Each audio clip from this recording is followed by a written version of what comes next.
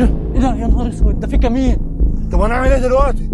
بص يا ابني معايا كده، ده المتحف المصري الكبير، وده الكنز بتاع الملك توت.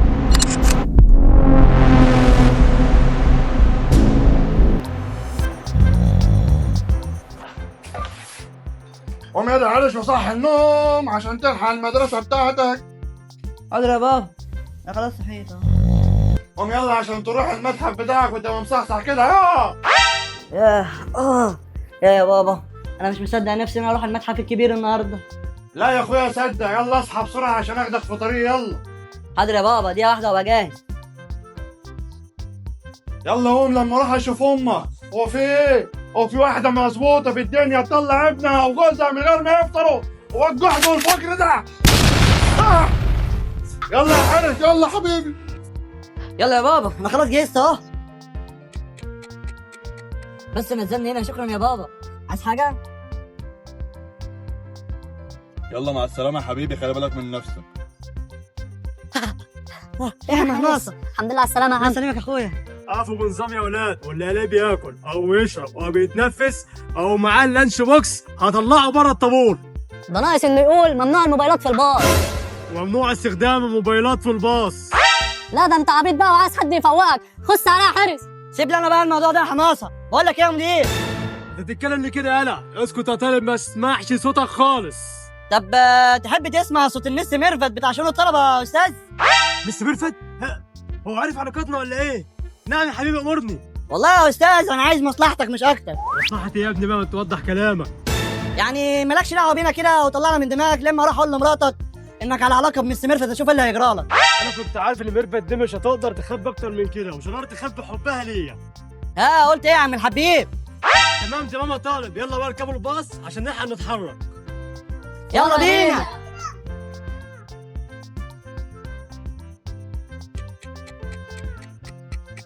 ركز بقى معايا كده يا ابني، عشان دي هتبقى ضربة عمرنا. ايوه يا ريس، يعني هنعمل ايه؟ بص يا ابني معايا كده، ده المتحف المصري الكبير، وده الكنز بتاع الملك توت. ما تقولش يا ريس اللي احنا هنسرق الكنز ده. هنسرقه، فيها ايه يعني؟ بقول لك يا ريس، هي مش السرقة حرام؟ يا لهوي يا لهوي، حرام ايه بس؟ حرام عليكم، ما انا جايبك ليه؟ ما انت جايبني يا ريس عشان اشتغل معاك. لا ما هو انا اكيد مش هشغلك امام جامع يعني.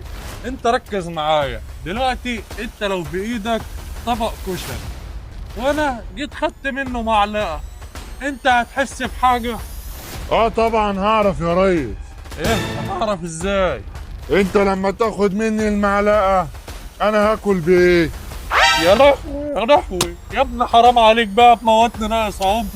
ركز معايا كده، احنا مش زي بقى الحرامية ممكن ياخدوا الطبق كله، انما احنا هناخد معلقة واحدة بس. فاهم؟ طيب يا عم بص، هبسطها لك. لو انت دلوقتي عندك 10 مليون جنيه في البنك، وانا جيت خدت منهم مليون جنيه، انت هتحس بحاجة؟ اه طبعا. طب ودي هتعرفها ازاي هي كمان؟ ما هو اكيد لما انت تروح تسحب فلوس من البنك هتجيلي رسالة على التليفون. يا لهوي يا لهوي على ام الغباء. طب ركز معايا بس في الشرح، ركز.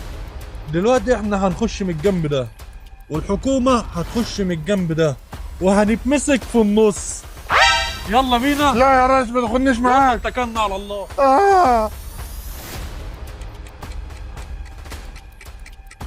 اهلا بيكم يا حبايبي في المتحف المصري الكبير. النهارده باذن الله هيكون يوم مميز وهيسيب اثر في كل واحد فيكم.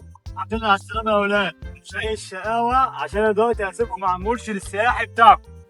ايه مرشد؟ هو مش ده الحارس اللي بيبلغ عن الناس ويحبسهم؟ لا يا عم مش ده المرشد، ده واحد بيعرفنا على اثار.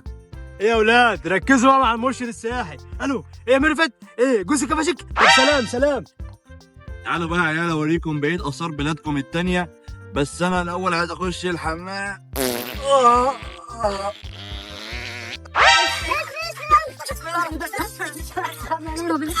الله يريد اروح الحمام. طب يا حبايب قلبي، البطوله لحد دلوقتي لسه ما عملش لايك، ينزل دلوقتي يعمل لايك ويشترك في القناه، عايزين نوصل 100000 قبل نهايه السنه. بحبكم يا حبايب قلبي.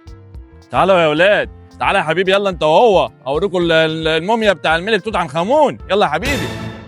الله يا ما انا متحمس اشوفك تاني. يلا يلا بينا. واو.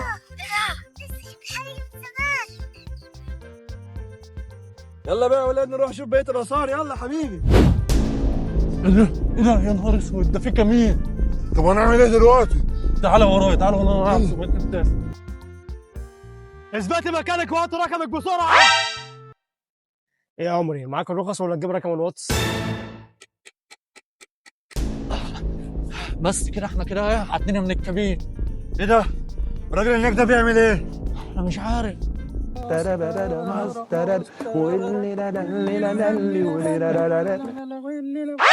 يا بطني.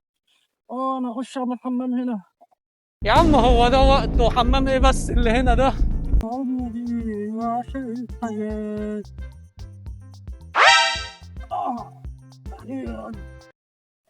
الواحد حس براحة كبيرة.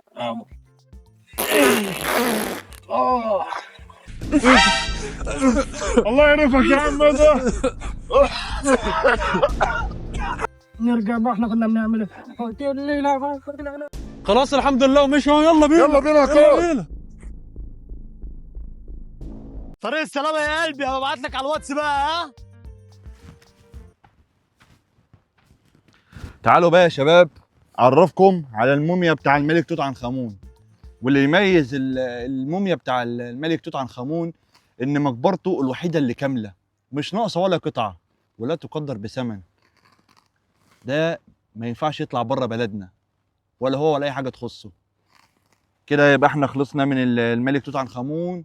تعالوا بقى افرجكم على بقيه المتحف. تعالوا معايا يا شباب.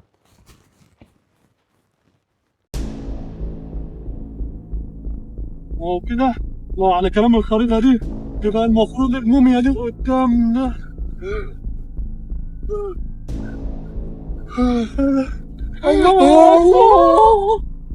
الله أكبر. الله ده احنا هنعدي.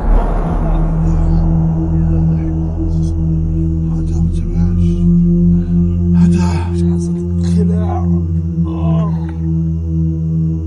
مسكة ايدك كده. يا عم ما تسيبها بقى، يعني انت ميت. الله يلا بينا.